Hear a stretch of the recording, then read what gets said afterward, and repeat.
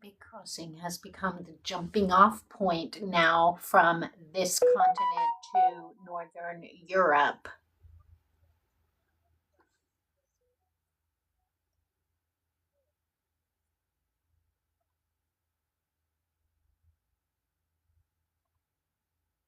If you're on the GPTS, transatlantic travel is safer, cleaner, and faster airborne than on today's unpredictable and toxic oceans. AI can't solve for everything, didn't solve for everything. We take a sky whale. It's a sort of airship meets sky yacht. I look up and see sky whales dotting the sky. It's like watching a pod of whales. I look up and see sky whales dotting the sky, a pod of sky whales. I look up and see a pod of sky whales dotting the sky. I've seen lots of videos in HoloSims. I've seen lots of videos and HoloSims of the GPTS Sky Whale Series Mark V, but to see this in the flesh, to step on, to touch it with my meat suit, that's a whole different thing. The detail, the ingenuity, Bert whistles. This is certainly not your granddad's Zeppelin, he says, as he runs his hands over the reclaimed wood handrail. It's got that old world charm, but with a modern twist. They are inflated with helium, operated by robots, and managed by AI. I'm reading their digital signature from my wearable. Each ship carries only 200 passengers and five human crew who monitor the AI and robotic crew. It doesn't say how the scheduling works, only that the algorithm sorts it out. Anyone at any time can hitch a ride on a sky whale, I continue. How? How is that possible? I step on board. It's like walking into a time capsule of luxury. Polished, reclaimed wood, lab-grown leather seats, plush furnishing. The lighting makes everything feel cozy, quiet, very quiet. And as we rise up into the sky, so gentle, I don't even feel butterflies in my stomach. Luxury is necessary because this sky whale is not fast. This trip will take us 3 weeks to get to Newcastle in the UK. More slow time travel.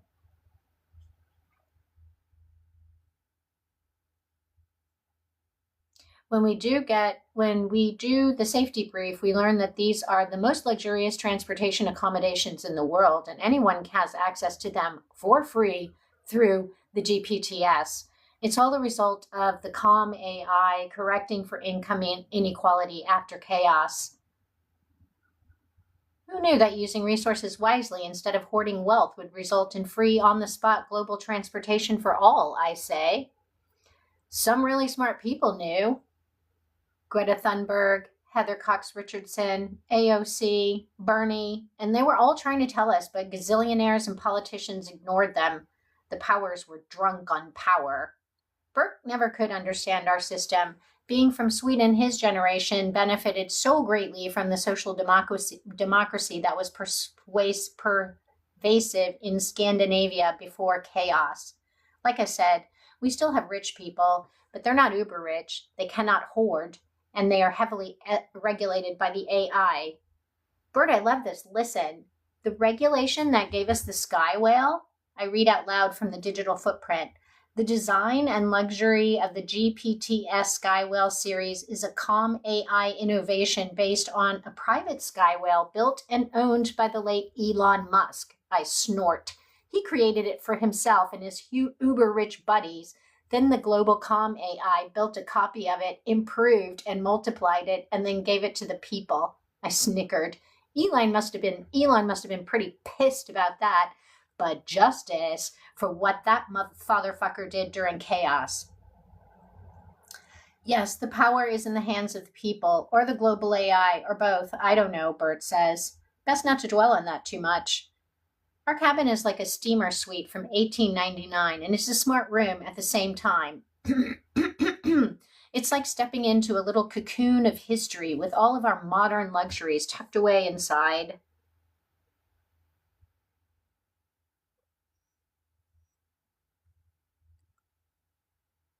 With all of our modern luxuries.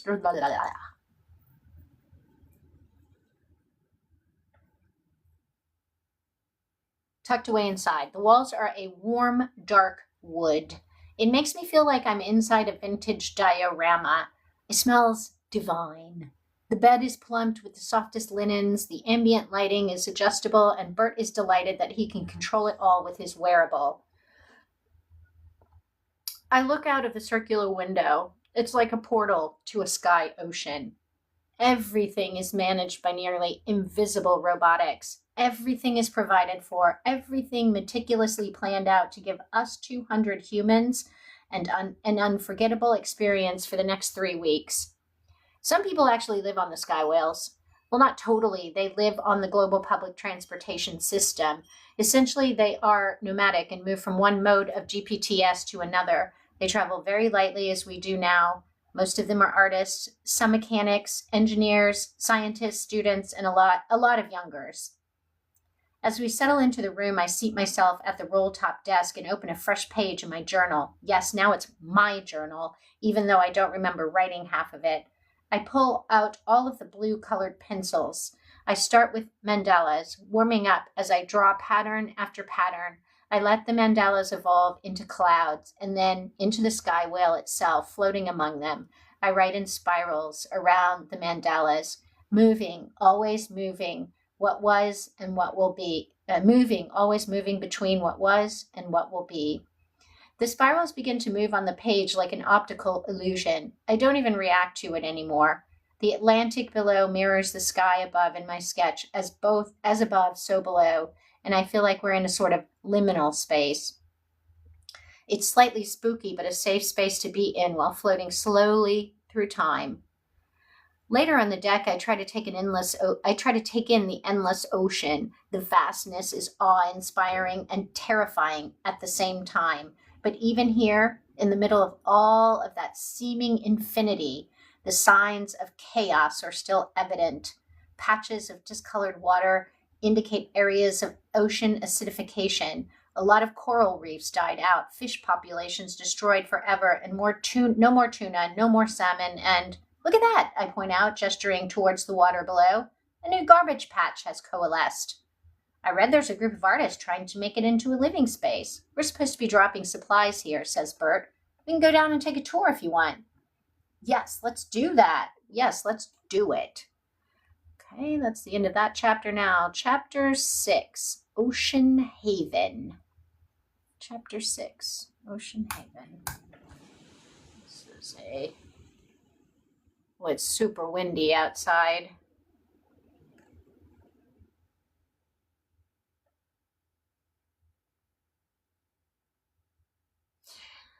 As we step onto the patch, my heart pounds in my chest. I'm so excited to see this. 2 people greet us. One is very elderly, but looking spry. The other is a Gen Beta for sure. The older is the tour guide, and the Beta is here, I'm assuming, to assist and intern. The older starts the presentation with, "Welcome to the Ocean Haven Commune Number 1, a pioneering sustainable habitat floating on what was once an infamous ocean garbage patch. As we embark on our tour, let me highlight the incredible achievements of this marvel, made possible by the collaborative efforts of a multidisciplinary team and the advancements in AI technology." Our first stop is the platform itself. Noticed its unique buoyant design, ingeniously crafted from recycled ocean plastics wrapped in a seaweed stabilizer to keep the plastics from leaching. Wait, Bert says. This is the same technology we use on our flotilla in New Bolbancha. This is the same technology we use on our flotilla in New Bolbancha. Yes, says the older. Our AI innovated the technology from the Connie Nola U9 AI. Yola, this is your tech. They are using your tech to clean the ocean to float this thing. Not mine, I say. It's Connie's. I bent her, but all of the tech is hers alone. I don't understand any of it. Are you the Yola Jackson? This is the Beta asking. Are you actually capturing and encasing the plastic waste to strengthen and expand the flotilla? I deflect questions like this because I just bet, Connie, and people don't really understand that my tech knowledge is very limited. Yes, and that includes the nanoplastics, says the older. Bert whistles. How big can it get, stability wise? The AI algorithms optimize the structural integrity and ensure stability even in challenging oceanic conditions. The platform is anchored securely to the ocean floor, and it's also capable of subtle movements to adapt to currents and tides. The older walks us over to the edge of the deck. Look over the edge and you'll see ongoing environmental cleanup operations, drones, and robots continuously collect. Look over the edge and you'll see ongoing environmental cleanup operations, drones, and robots continuously collecting and processing garbage. Okay. Look over the edge and you'll see ongoing environmental cleanup operations, period. Drones and robots continuously collect and process garbage, converting it into useful materials and energy. This process not only cleans our oceans, but also supplies raw materials for habitat expansion and maintenance. Our energy independence is a cornerstone of Ocean Haven design. Solar panels, wind turbines, and wave energy. AI optimizes energy collection and distribution, ensuring we always have power while remaining net positive. Is your AI part of the COM AIPS, I ask? Is your AI part of the COM AIPS, I ask? AIPS. AIPS, I ask? Communal Artificial Intelligence Protocol System. It's a system that Connie spawned, which follows certain all-inclusive protocols. All actions promote the general welfare, moral considerations in innovation, protection of people, planet, AI, blah, blah, blah. I don't really know the whole thing. The older answers again. Our AI is an innovation of the COM AIPS. We still follow COM protocols, but our system was bent for oceanic cleanup, habitat construction, habitat maintenance, that type of thing. The beta takes over as we move to the agricultural zone. Notice the lush greenery. The beta sweeps her arms dramatically across the scene. We grow our food using hydroponic and aquaponic systems, minimizing water and nutrient usage. Our AI assists in monitoring plant health, optimizing growth conditions, and ensuring we have a steady, sustainable, nutritious food supply. Do you have a name for it, Bert asks. Pardon? A name. For your AI. Have you named it? The beta looks at the older, who nods. We call it Fred, the beta says with reverence. Bert and I chuckle. These AIs and their names, I say. The older shrugs. The betas like to anthropomorphize things by naming them. It's not just a beta thing, she says. All humans do it. Anyway, we all come from the same source. The older picks up the thread. Yes, all of the AI come from the same source, at least the ones that were innovated for communal AI, which is essentially Connie. Your AI, Yola. Well, she's not really mine. Even you anthropomorphize by giving her a gender, the beta says. Bert says, it's the idea that an AI created its own AI. It does my head in. Innovation is a little different from creation. Essentially, a human cloned Connie, then innovated her with the global COM AI protocol to program Fred. One of our proudest achievements is our water management system. The older interrupts our conversation. We use desalination technology along with rainwater collection to meet our freshwater needs. Wastewater is treated and recycled thanks to Fred's purification process that ensure every drop of water is used efficiently and safely. Isn't desalination expensive and hard to do? Bert asks.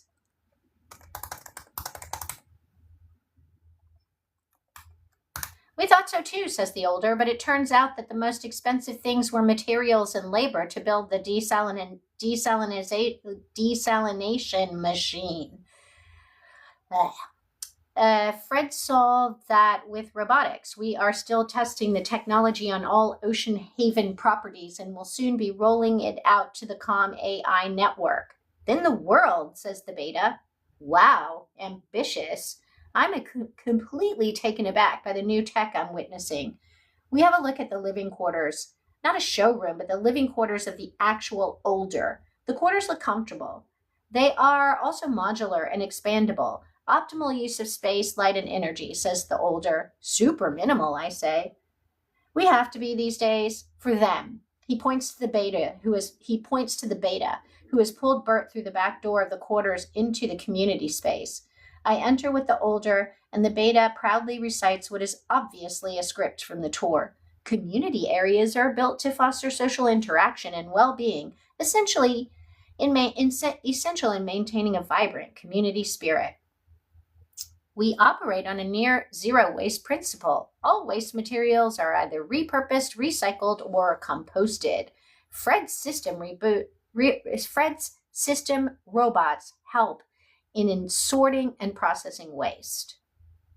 Our R&D facilities, which you'll visit next, are at the forefront of marine conservation and sustainable living research. Here, scientists and engineers, assisted by advanced AI, work on innovations that will continue to improve life on Ocean Haven and beyond.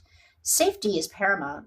Our habitat is equipped with advanced weather prediction technologies and emergency response systems, all integrated and managed by AI to ensure rapid and effective response to any situation. Lastly, Ocean Haven operates under a strict ethical and legal framework. We adhere to the GlobalCom's AI protocols developed with a focus on sustainability and ethical responsibility. Thank you. After this, we thank you. Okay, that's the end of it. So, end quote. After this, we were sort of let out on our own to wander around the commune. As Bert and I wander through Ocean Haven, our conversation drifts to the astounding AI technology around us. I gaze at the seamless operation of the robotic cleaners. They skim the ocean's surfaces, sucking up plastic, encasing it in algae. I feel that there's more than just advanced programming behind this, like AI systems are somehow influenced by a higher power, or they somehow tap into the consciousness we've yet to identify and understand. Bert knocks on the solar panels as if he's checking out the tires on a new car, as if he's checking out the tires on a used car. Checking out the tires. Higher dimensional beings controlling the AI? That's woo even for you, Yola. But come on, how would you describe it? For starters, from a physics standpoint, it's more about quantum mechanics and complex algorithms. The way these systems learn and adapt is advanced machine learning rooted in tangible science, not mysticism. I smile, feeling the gentle sea breeze. Science and woo aren't mutually exclusive.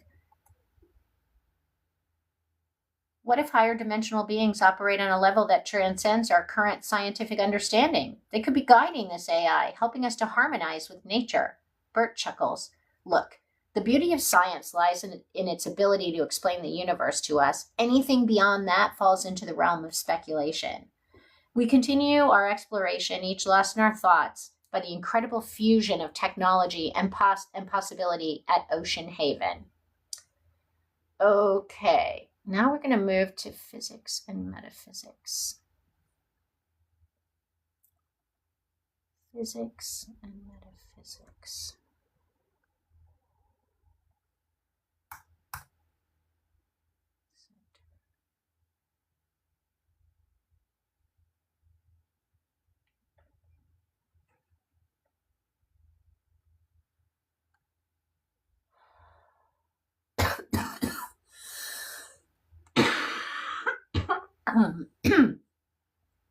Day 5 on the Sky Whale. I open my eyes at exactly 5:13 a.m. Bert is already glued to his wearable. He's pitched the hollow screen to appear right in front of his nose. He always looks gaunt under blue light, like his much younger self, like I'm looking at both Berts at the same time, and all Berts in between. He scrolls through the articles and academic papers, never socials. Find anything interesting, I ask. I throw the covers off and do a few stretches and movements. My bones creak and pop. I do a few lazy sun salutations. I breathe. We are floating in air, and yet I feel grounded. Well, Bert clears his throat. There are many scientific theories put forth by many renowned physicists about the existence of multiple dimensions and the nature of time. Whoa! I palm tap his forehead. That's a lot of woo for you this early in the morning. Some even talk about higher dimensional beings who experience time and space differently from us. I look around the room, still amazed by the precision and beauty of this AI creation. Last night, I discovered that some of this room is a hollow projection. I say, what? Yeah, it operates like that particle wave you were talking about, like that particle wave thing you were talking about. I don't know how they do it, but when you touch it or interact with it or even look at it, the wave collapses. It's particle physics on a larger than quantum scale. I look around. Is there tea? What do you mean larger than quantum? Like large enough to see with the naked eye? Now he's double curious. There's tea on the table. Well, if you think about sugar, there's sugar. What? Yeah, like there's no sugar on the table. No, there's sugar. There's a sugar bowl, he says. There's no sugar bowl, I say.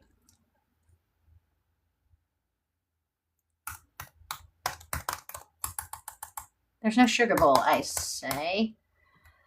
Bert gets up and comes to the table with his cup. He puts the kettle on and loads up some tea. As his hand swipes over the tea cart, a sugar bowl slides into existence. What the actual fuck, he says. That's what I'm talking about. I don't take sugar in my tea, so there was no sugar bowl. You take sugar, and a sugar bowl literally slides into existence, like from another dimension, like from a corner of reality that we don't see in our 3D space. Well, damn. It's not me that turned woo. It's the physics. That's physics? I'm surprised. Sounds really woo. Well, if that sounds woo, look at this. He pitches his wearable screen to the wall hollow. It's a screen full of text and hyperlinks. After we talked about quantum mechanics last night, something didn't sit right, he says. I couldn't sleep, so I dug around in the bibliography of the Penrose book. Okay. Isn't that a hard physics book, though? Is that what this is? Yes, he says, but this is the bibliography. He points to one entry in the bibliography, and the link lights up. I pour myself some tea. It's Japanese green tea. The bitter taste wakes me up more than the caffeine. Bert drinks Earl Grey. I wonder if this wave thing can give me real coffee. I think about it for a second, but coffee does not slide into existence. Huh.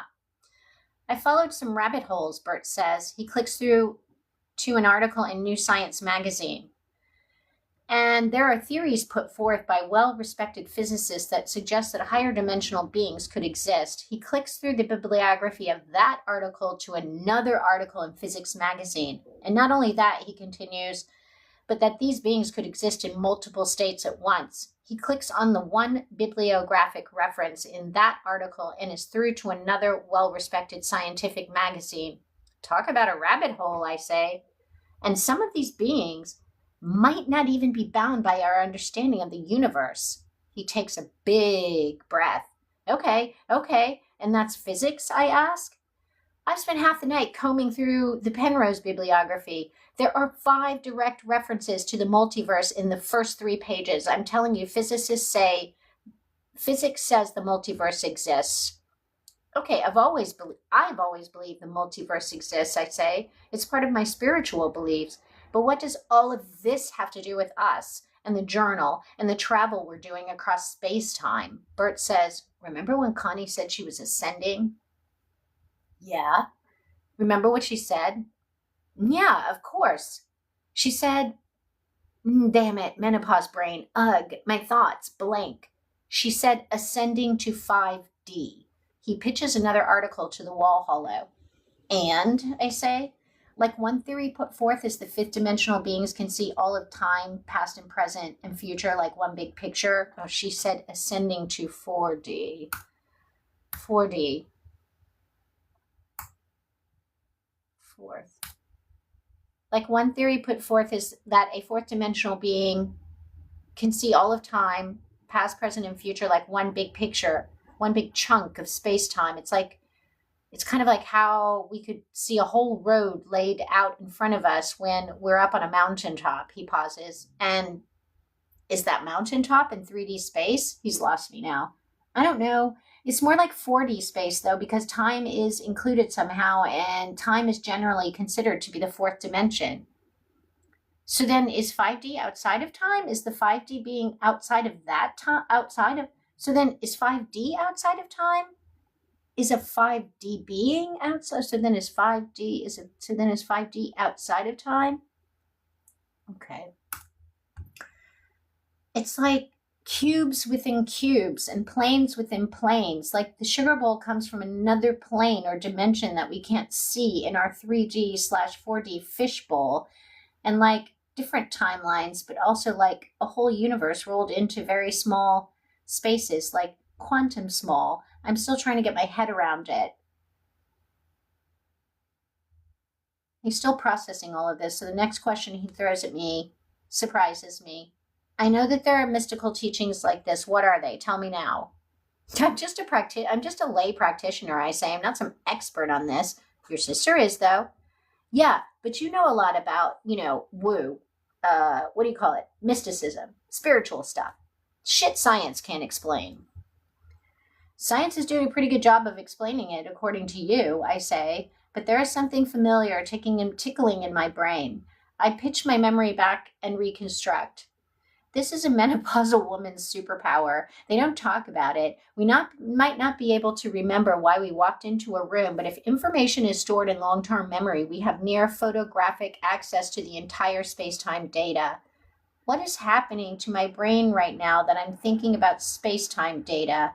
I watched that series of videos on YouTube in 2025.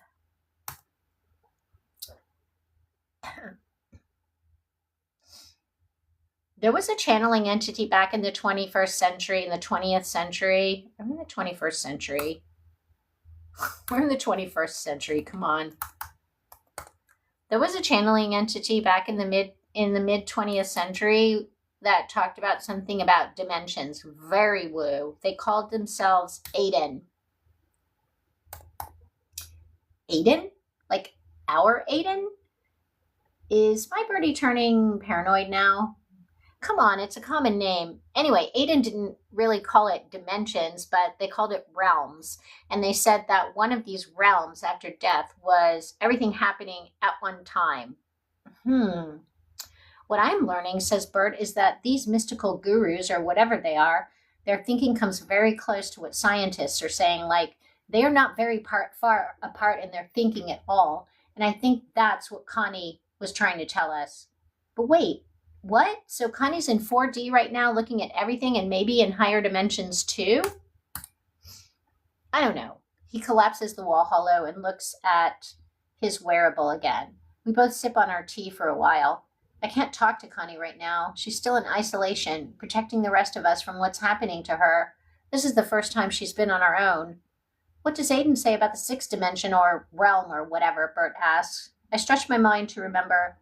The next realm is something like seeing all of probable reality laid out in timelines. The multiverse. Is Connie in the multiverse now? No. She's stuck in 4D, I think, Bert says. Stuck? Some people think 4D is the realm of the dead. Some religions, too, like the Tibetans and their Book of the Dead. Bert has been absorbing spiritual texts too? What is going on? I'm usually the one telling woo stories. I say, again, Aiden sort of channels this. They say that some people get trapped in the realm, I guess, reviewing their lives. Okay, some people get trapped in the realm, I guess, reviewing their lives over and over because you can see how your actions affected everyone else around you. Not only do you see it, but you see it from their point of view, all of their points of view. So they look at everything over and over again, reviewing their failings like a loop. That's it. Connie's in a 4D loop, Bert says. But how do we break her out of it, I ask. Well, I think it might have something to do with finding a way into the higher dimensions, finding a way into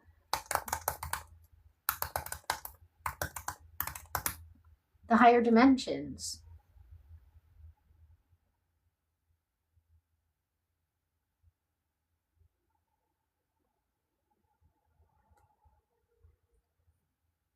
A fifth dimensional being can see all probable realities at the same time, I say. They can ride back and forth on these infinite timelines. Aiden says this is where the guides live. They guide beings living in 3D/4D like guardian angels or something. Like the Wim Wenders film, he says? Yes.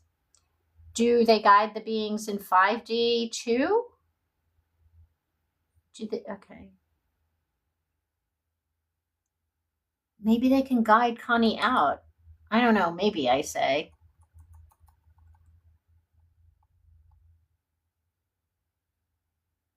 Like the Wim Wenders film, he says? Yes. Maybe they can guide her out. I don't know, maybe, I say. And sixth dimensional beings, he asks, can jump timelines. I snap my fingers, like changing a channel on the TV, but all of these timelines, they all have the same start conditions, the Big Bang. Sort of, I say. Some of the physicists talk about this. Aiden calls it the development and learning realm. Did Aiden say anything about same and different start conditions? I don't know. I know there was something like thoughts become reality. It's a bit like having the ultimate remote control for reality itself, like a reality engine. Huh. Reality engine? Yeah, he says. Does the engine go higher? It goes to 11, I laugh. No, seriously, it goes to 11, and some say 22. Some say infinite, like 8D is what I described, but with different start conditions that don't include the Big Bang. Okay, like what does that look like? Aiden calls one of these higher realms advanced planning. Part of that is experiencing different paths of existence. I would imagine that includes paths that start from the Big Bang and also paths that start from different start conditions other than the Big Bang. And what's the ninth? All probable realities, but with different physics. And the 10th? Experiencing all of those dimensions at one time. Then the 11th is infinite, God. Reincarnation fits somewhere in these higher dimensions. You can reincarnate into anywhere, any when, or as any what. You can choose not to reincarnate. It makes you wonder, doesn't it? If theories like these are even remotely true, then what we're experiencing with the maps and Rockhammer disappearing might not be as woo as it seems. And all of this augmented reality and dimensional shifts, in a sense, it's all connected. I'm not being paranoid. Okay, that needs a lot. This one needs a lot of work. This needs a lot of work because not only do they sound confused, but I'm confused about the different dimensions. Like I'm still trying to figure out if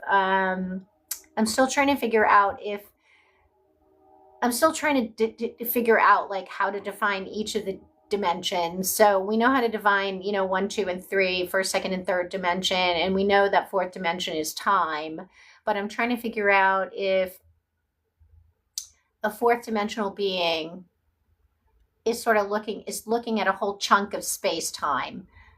So they see all of that space-time at one time.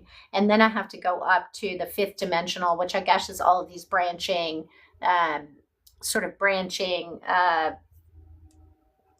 realities. Anyway, I need to really work on this chapter. This one needs a lot of work. Physics and metaphysics. Let's highlight this in yellow.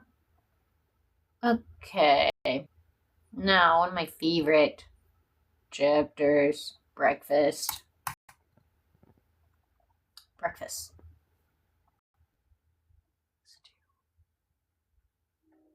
Okay, this is one of my favorite chapters called Breakfast. So let's go ahead. Breakfast. Right. Okay, well, that's 30 minutes of writing for me, and I'm going to go ahead and end this live now, and I will try to be doing writing every day. Thank you very much for joining me, bunch of freaks. Bye. Bye, bunch of freaks. Bye. Bye. Love you.